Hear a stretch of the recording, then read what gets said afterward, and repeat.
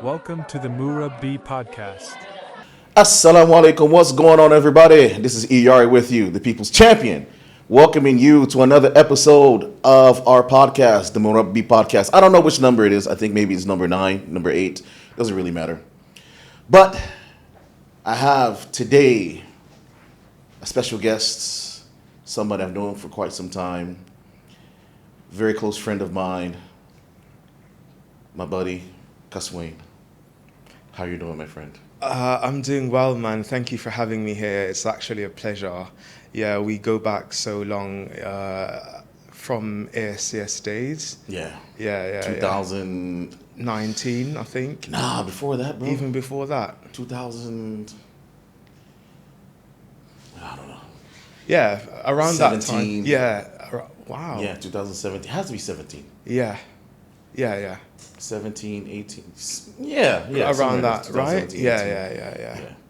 Wow. Yeah, it's been a long time. It's been a minute. Been a long time. Yeah. So, I have you on here because the initiative here for this particular podcast, or the idea of the Murabbi podcast, is there's so much negativity out there regarding education. Right. There's so many podcasts that are focusing on the negative aspects of education. And we're not here trying to pretend that those things aren't there. Right.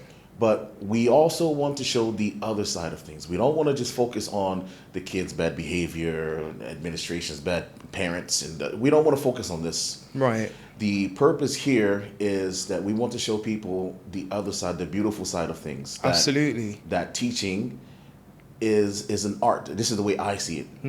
It's an art and is a civic duty. And we want to encourage those teachers that are doing a fantastic job, those teachers that are having impact. We want to encourage them to continue doing what they're doing. Absolutely. And hopefully this podcast would be a source of, motivation for them, and will also be a way to bring in fresh new soldiers into this battle that we're in. So it is perfect and befitting that I have you on here because you're a person that I've known for some time. Right. And I've seen the impact you've had on students, and not just on students, also on, your colleagues and administration. Thank you. And the school in general, mashallah. Thank you so And much. so hopefully I will continue to bring on more people of your caliber. So the first question I'm going to ask you is, Okay. why are you a teacher? Mate, one day my wife looked at me because I was still deciding my career at the time, and I was thinking, which way do I go? Do I go along the route of probably psychology, or possibly, I was even contemplating to become a lawyer. If you don't mind, I'm going to interrupt you. Yeah. This is probably one of the smartest people I know in real life. Like, legit. Come Legit. This dude is so smart. Oh, thank you. I think I'm smart. I'm an engineer. But when we have conversations sometimes, I'm like, whoa, this dude, he is extremely intelligent. He's very well read. He is a person, I've told him he could have done anything. He could have been a doctor, lawyer, whatever he wanted. He's, mashallah. So, sorry to interrupt, but I had to say it. Oh, thank you, man. You flattered me. But to be honest, we need more, well-intentioned people to come into the education field, because a lot of times, like, people go for becoming a doctor, becoming a lawyer, and that wasn't necessarily their calling. Yeah. I feel like we are told by our parents, I want to see you become a doctor or a lawyer, and so as a consequence of that, many of us tend to just veer into those directions.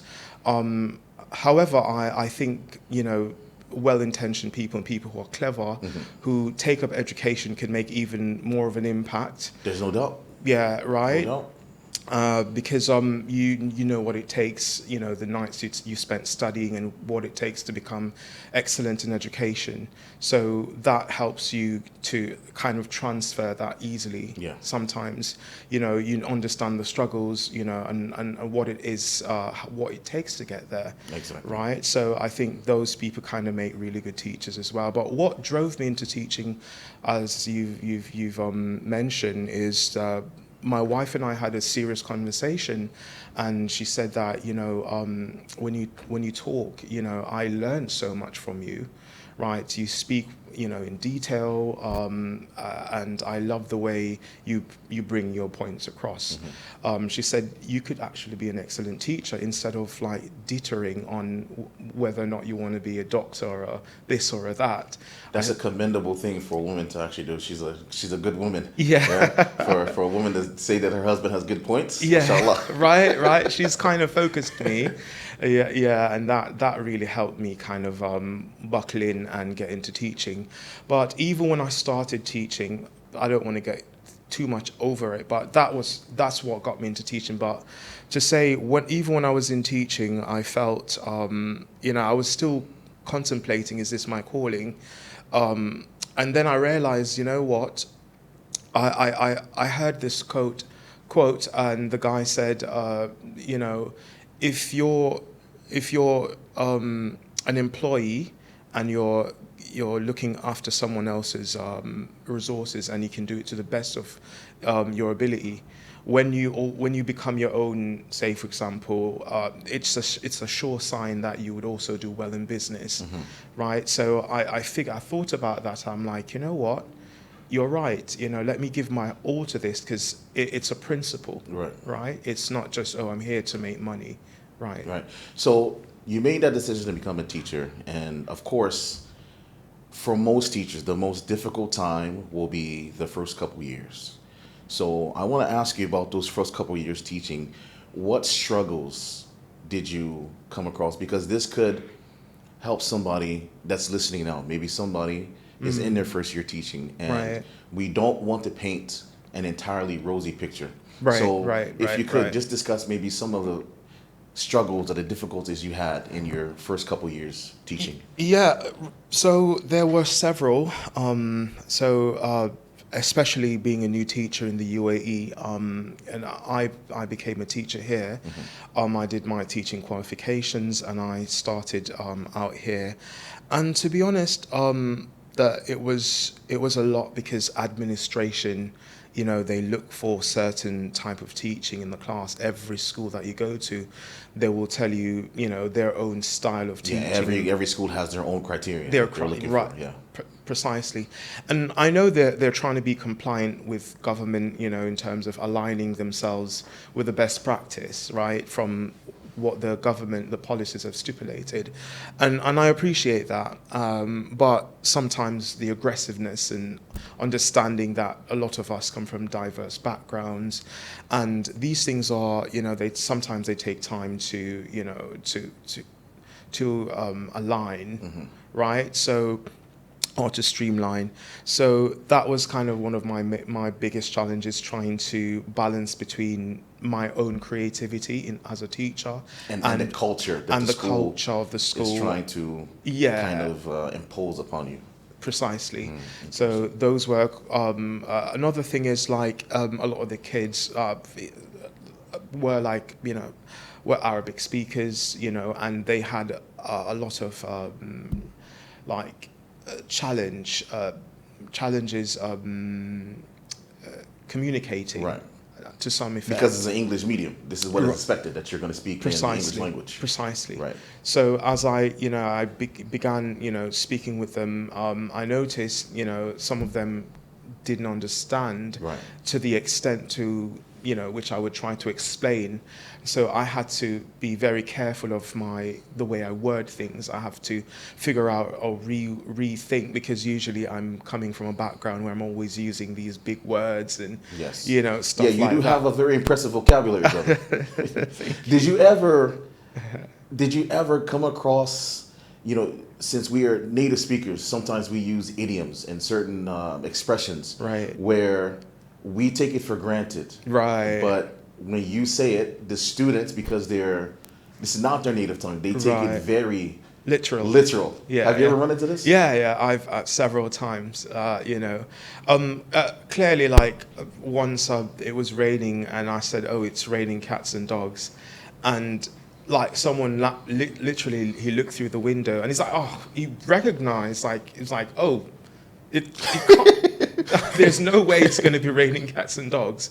But yeah, initially he thought that it was actually raining cats and dogs, and that like he kind of figured out that has to be some form of metaphor, right? Exactly. Stuff like that. Yeah. So yeah, I've run into a few of those.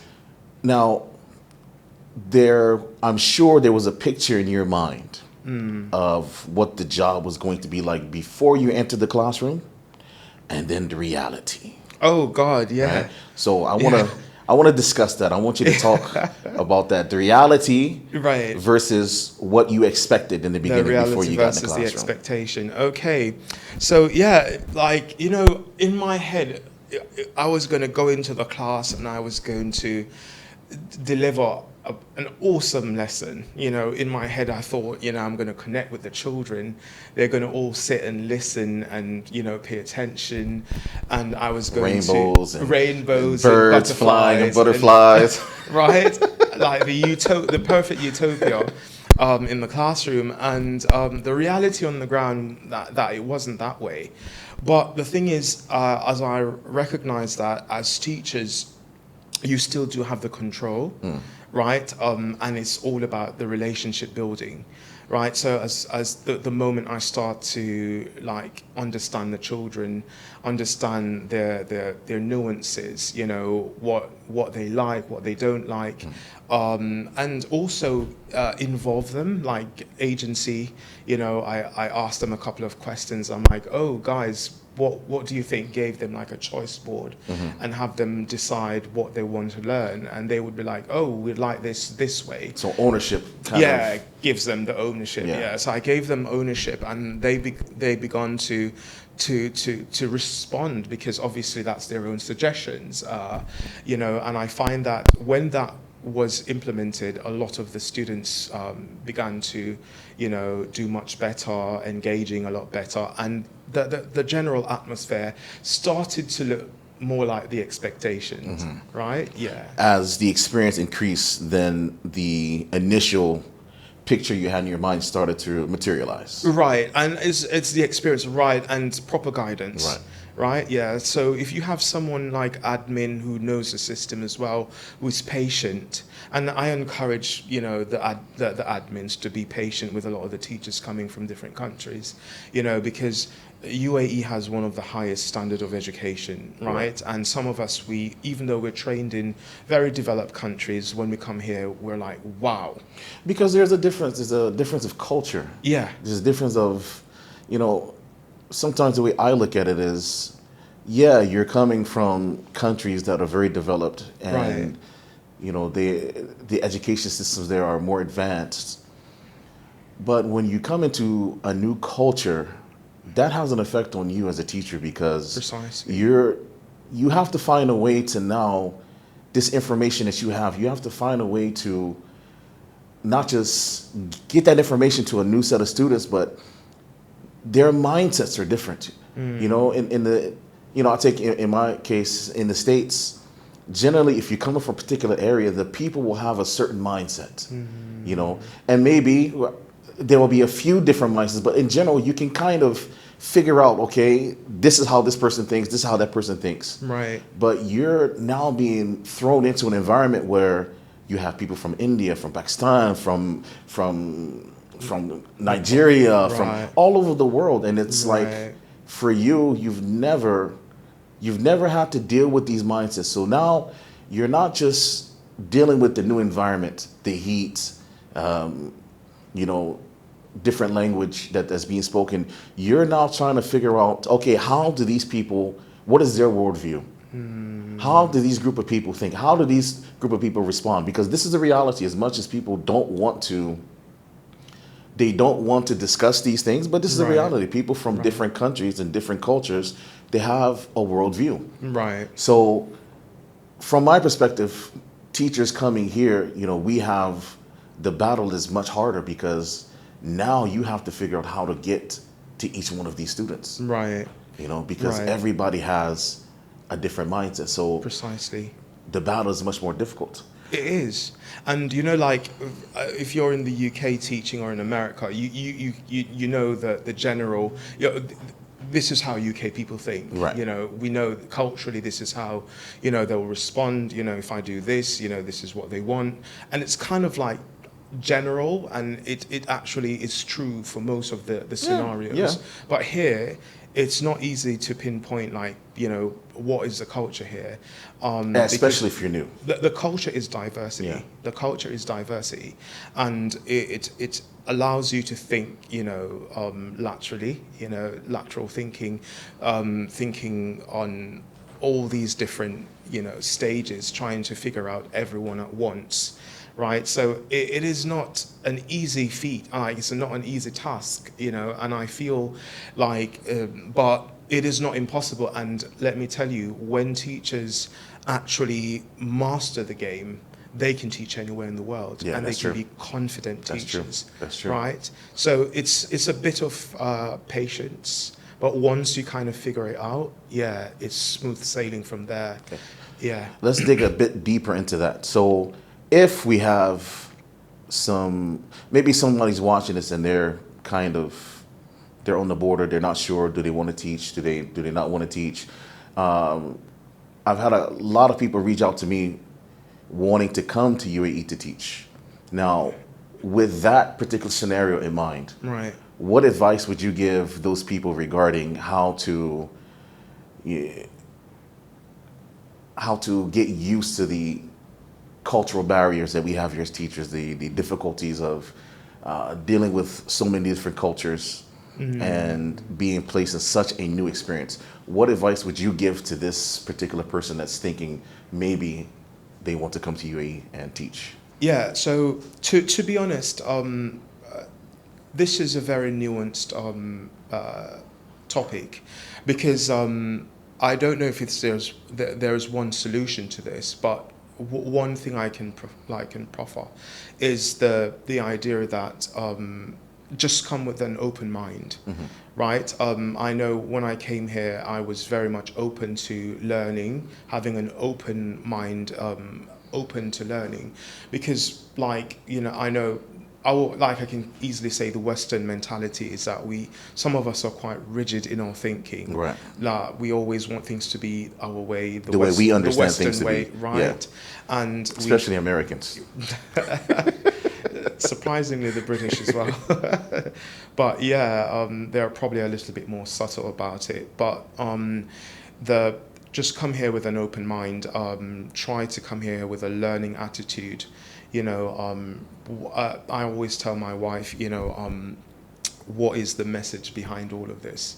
You know, what is this teaching me? You know, and so in a way, when you have to deal with different cultures, even as your different colleagues, because here it's not just the children who are diverse. Yeah, You have a principal from Pakistan, a British teacher, vice principal, HOD from Philippines, maybe, huh? Yeah. Right. So you have all Inshallah. these different cultures and expectations as well.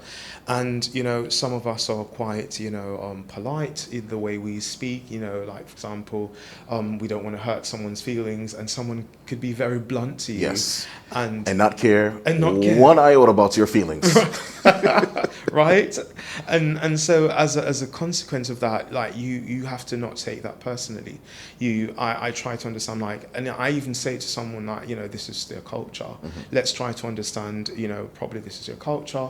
Let's understand that if this is the case, I've seen this many times among this nationality. I figured that this is how they think and their mindset. So when we're around them, don't get offended, and that will keep you grounded, right? So when you come here with the attitude of learning, right, learning yourself, you know, a lifelong learner, you will quickly understand that, you know, understanding different cultures will help you stay focused and grounded here. Very good. Yeah. Now, seems like we're moving in a very positive direction. I'd like to kind of end our discussion with, if you could share with us a very pleasant memory that you have, because again, we said we don't want to focus so much on the negative that's going on out there. So what I would like you to do is share with us your top, or one of your most pleasurable experiences that you've had as a teacher. Yeah. I remember there was a time when I was at a school in Sharjah, And I was leaving the school to go to another school. And I remember about 10 students wrote me a letter, one letter. They sat together and they wrote the letter. And I read that letter, and I will never forget the letter. MashaAllah. It says, the letter said things along the lines of, you have greatly impacted my life. You know, you've made a tremendous change in my life, etc.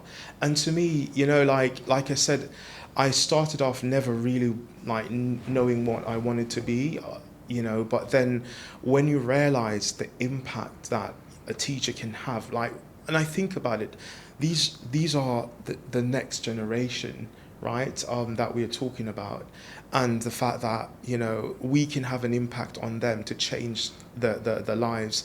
We get to see, you know, we might not get to see the results now, but can you imagine the beautiful future that we can have and our children can come and have when they become adults, because we have invested, put the right attitude in for them today, right? Yeah. Very, very well put. That's going to be it for this particular podcast.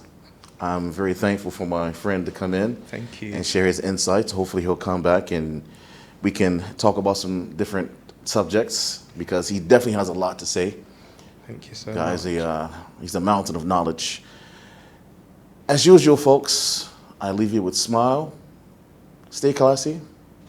Have a good day.